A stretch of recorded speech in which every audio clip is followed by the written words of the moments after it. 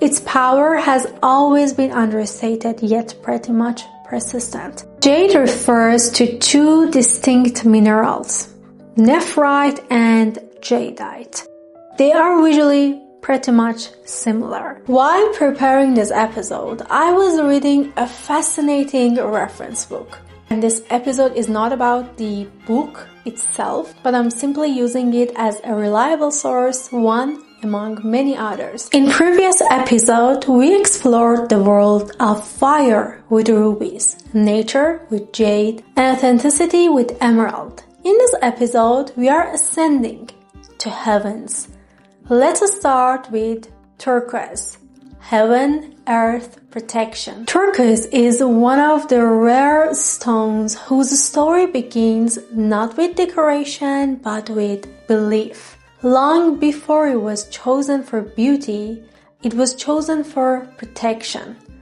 Before it entered jewelry boxes, it appeared on battlefields, in temples, and within sacred rituals. In ancient Persia, turquoise was seen as a piece of sky fallen onto the earth.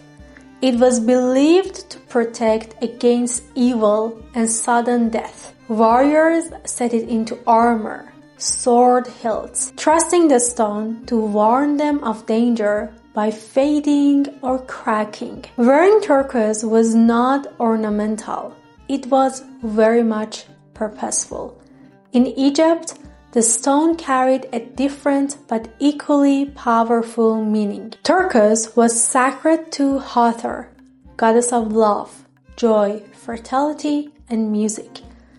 As protector of women and children, her presence was expressed through this color. Turquoise were used to invite happiness, balance, and emotional harmony. The stone was believed to soften life, bringing favor rather than force. Across civilizations, turquoise held a unique balance. It was celestial yet very much earthy, joyful yet protective, gentle yet strong. So unlike diamonds or rubies, it never symbolized conquest or dominance.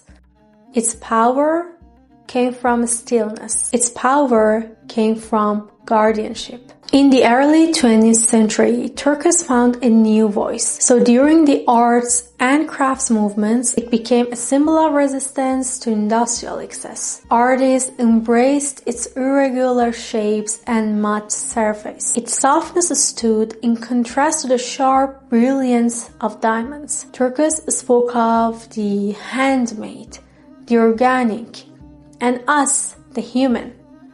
It became a stone of conscience rather than status. What keeps turquoise alive is not a sparkle, it is emotional closeness. Because even when it is new, it looks lived in, and it feels so personal, even when inherited. That is why turquoise never truly disappears. But the question again is, what this stone actually is. Turquoise is one of the oldest gemstones known to humanity. Archaeological finds trace it back to around 5000 BCE in Mesopotamia. Geologically, its color ranges from blue to green depending on mineral content. Copper creates blue tones while iron shifts the stone toward green. No two pieces are ever identical, which gives turquoise its deeply personal character. Turquoise is actually softer than many gemstones. The softness made it easy to carve and shape throughout history. It has been polished into beads, carved into symbols, and most often cut as cabochons. Yet faceting is very rare because turquoise is opaque. The cabochon cut respects its surface and depth rather than forcing sparkle. One of the turquoise's most defining trait is its porosity.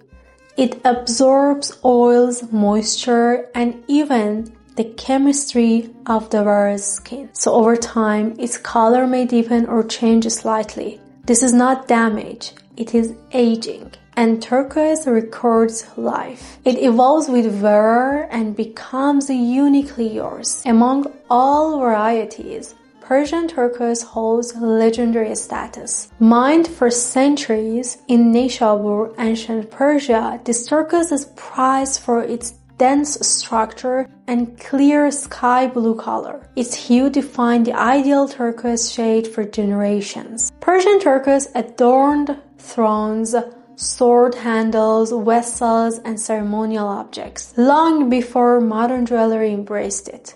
Because turquoise is soft, many stones are stabilized with wax or resin to improve durability. However, low-quality stones are often heavily treated or imitated with synthetic materials. Authentic turquoise reveals itself through natural variation, organic veining, and warm, living surface. So turquoise is not about perfection. It's about honesty of material. Let me take you to its origins. Turquoise is one of the earliest gemstones ever mined, with a history spanning nearly 8,000 years. Its early use shaped trade routes, symbolism, and artistic tradition long before modern gemology existed. So Iran remains the most influential source. Persian turquoise from Nishabur set the global standard for quality and color. Continuous mining across centuries gave the stone deep cultural authority. It was used heavily in their architecture, royal objects, and weapons, as a symbol of protection and legitimacy. In China, turquoise was valued for its philosophical harmony. Its color reflected balance between heaven and earth, making it ideal for ritual objects, and also refined court craftsmanship. In the America, turquoise held sacred meaning for indigenous cultures. It appeared in masks, mosaics, and ceremonial jewelry. It symbolized connection rather than hierarchy. It meant to unite people, to land, ancestry, and spirit. With turquoise, sourcing is not about volume. It's about continuity. The most respected stones come from regions that honored both its material beauty and symbolic depth. This long history is why turquoise holds presence without brilliance, and why its value is cultural before it is commercial. Talking about fashion and style, turquoise suits women who do not rely on ornament to announce themselves. Historically worn by warriors, rulers, and figures of command, turquoise was never decorative in origin. It functioned as protection, signal, and identity. So today in contemporary fashion, it resonates with women whose authority is already established.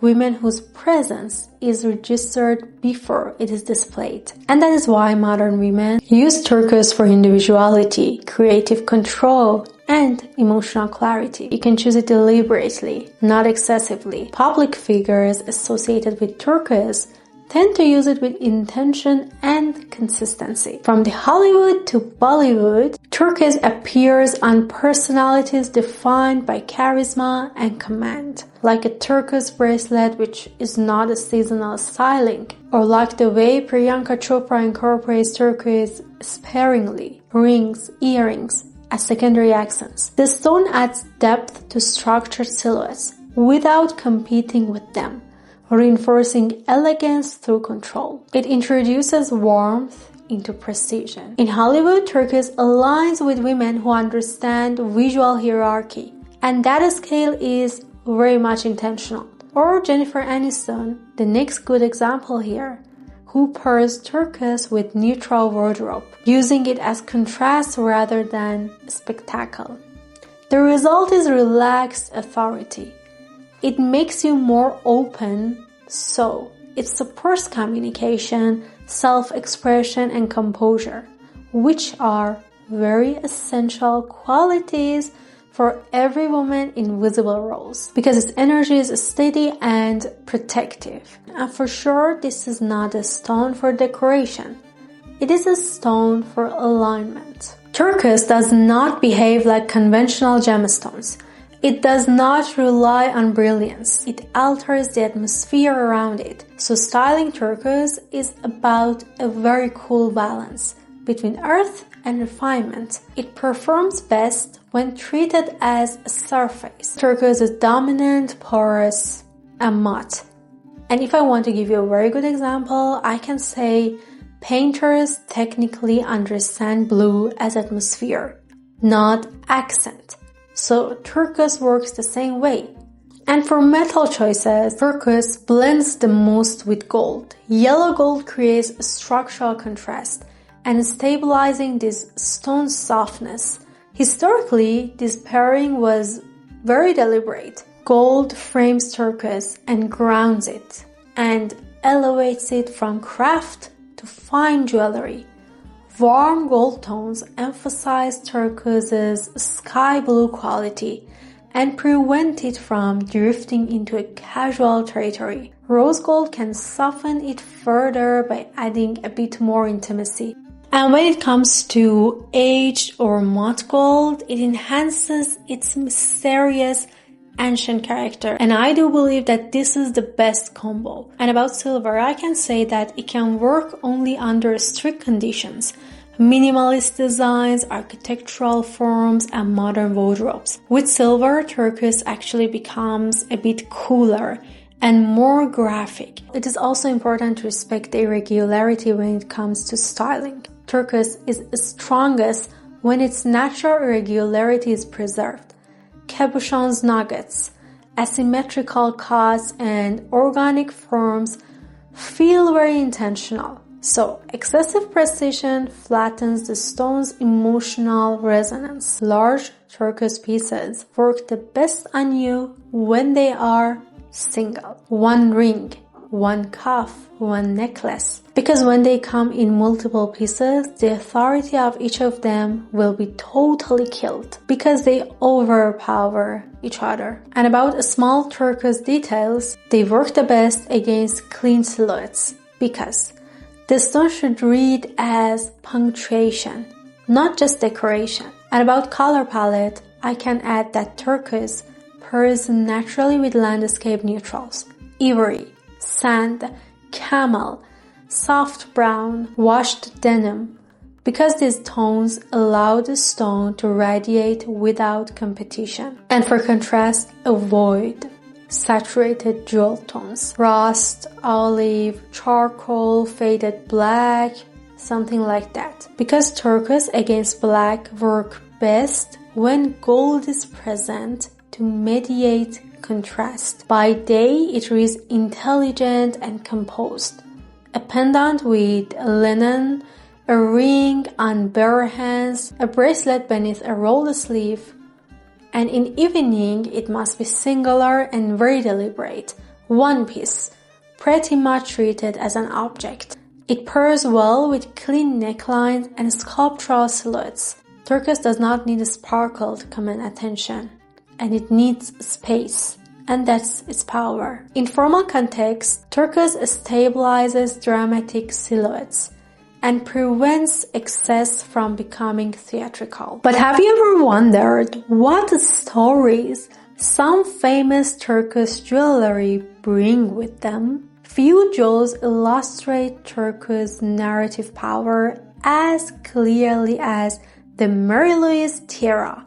Created in 1810 in Paris, the tiara was originally set with 79 Colombian emeralds, totaling approximately 700 carats. It was a wedding gift from Napoleon to Empress Mary Louise, part of an imperial parure designed to project dominance, beauty, conquest, and wealth. After the fall of the empire, the jewel passed through generations, carrying political memory rather than aesthetic relevance. In the 1950s, Van Cleef & Arpels made a decision that shocked traditionalists. They acquired the diadem, removed the emeralds, and sold them individually at auction. The crown was then refitted with 79 turquoise cabochons. What had symbolized imperial power was transformed into an object of cultivated calm. The substitution altered the jewel's entire meaning. Turquoise shifted the narrative from conquest to culture, and from empire to artistry. The tiara later found its most significant modern owner, Marjorie Merriweather Post. By wearing the turquoise version publicly, she legitimized the transformation. She understood that turquoise was not a reduction of value, but a reframing of it. Many women admire turquoise, but have this fear that it defines them too strongly, too specific, too coded, or too directional. But that fear comes from careless use. Women who wear turquoise very well treat it as a decision, not an accessory. One piece, one placement, one intention. And turquoise poses a quiet question. Is this about visibility or stability? When chosen with precision, it does not soften presence. It grounds it. Let's come back to the earth, to our identity and origin. And let me start with magnificent examples. This series was the first out of some new series dedicated to gemstones. Do not forget to come back, because the next episode will be the time for heaven. In the meantime, watch the next video.